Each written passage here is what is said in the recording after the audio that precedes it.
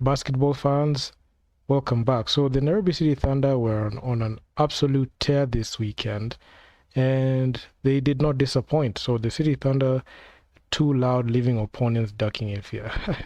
Citizen Digital, what are you doing here? So the Nairobi City Thunder head coach Brad Aves has hailed his boys for their stellar performance over the weekend after getting away with a win in Eldoret as they maintained their unbeaten run in the Kenya Men's Basketball Premier League. So the Thunder struck down the Eldonett's Platinum 91-58 at the Uasin Gishu grounds in Eldoret to take to their total tally to 26 points after 13 matches, winning all their matches and sitting at the top. So Brad Ibbs, he was quoted as saying, "We were very happy to get out of that game with a win. We know Eldoret has historically been a challenging place to play, and they have had a great basketball-loving fan base, and this really passionate for their team." So, and that is really passionate for their team. So Brad Ibbs said that.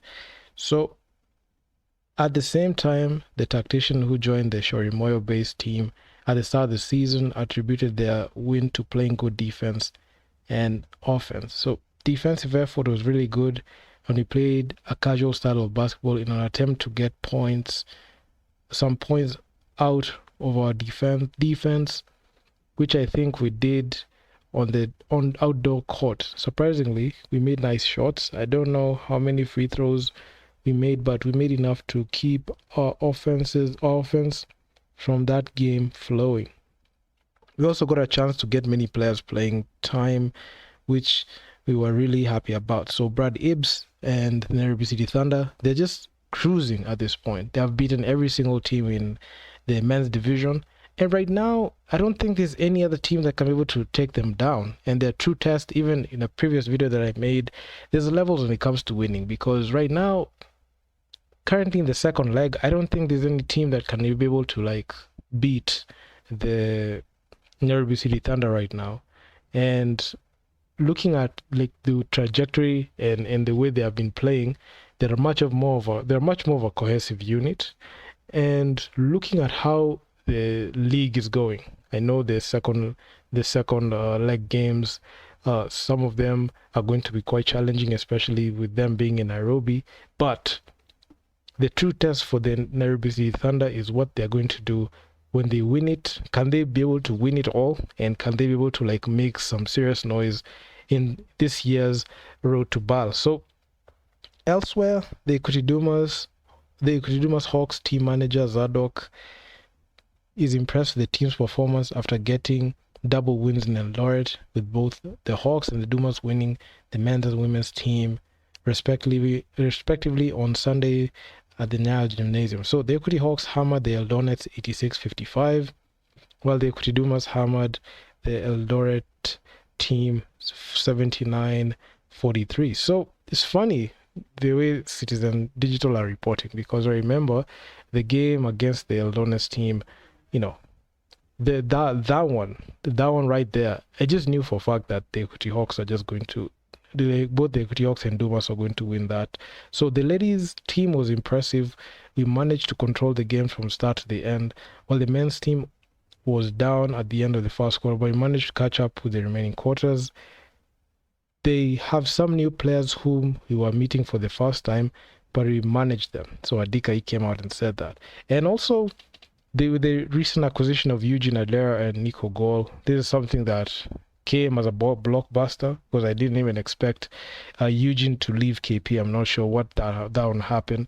Might make a video about that one. But the Equity Dumas right now, they're trying to make some moves to be able to salvage their season and to be able to maintain their top four, because right now as we speak, they don't look as threatening as they did last year.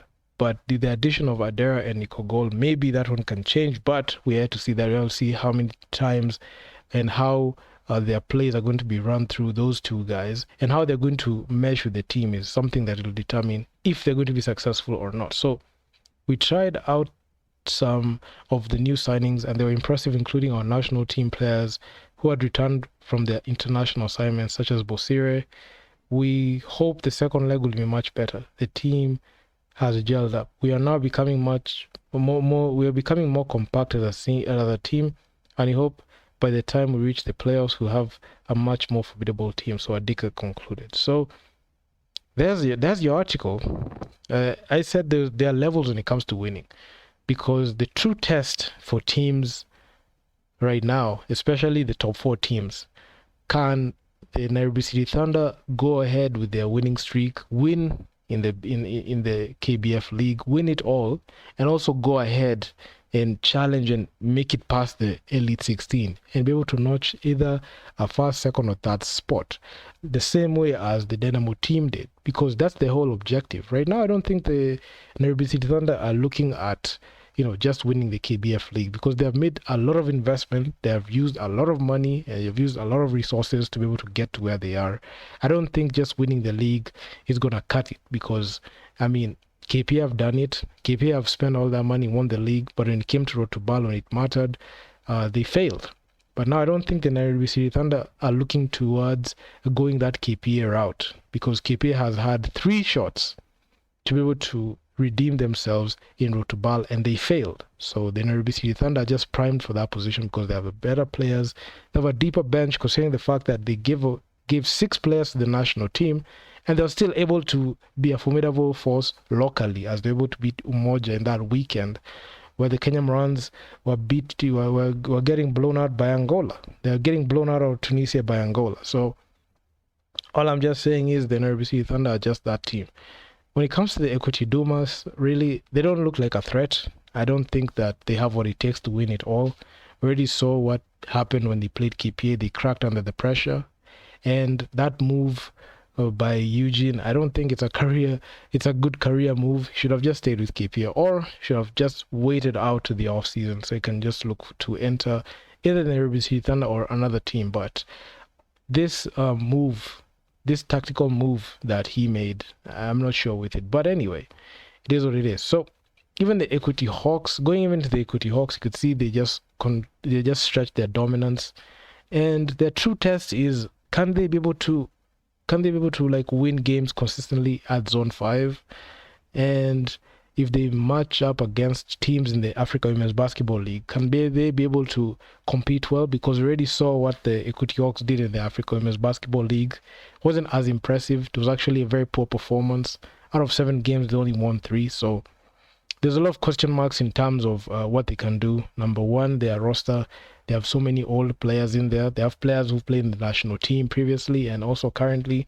And honestly, if you ask me, they're not a team that you can look at, and they're not a team that has what it takes to be able to like win at that next level. So it is what it is. You cannot compare the Equity Hawks to the KPA Dockers, the women's team, because KPA, they finished number 2. But if you look at that game closely, if you look at that whole tournament closely, the only team that they couldn't beat was A Sporting. So as much as the women's division, you can see the Equity Hawks and KPA Dockers and ZTech are dominating, we just know for a fact that the women's division is very weak, and the women's division just runs through KPA, Equity, and ZTech. So that's all I got for you guys. So do let me know what you think in the comment section, what you think about this whole video.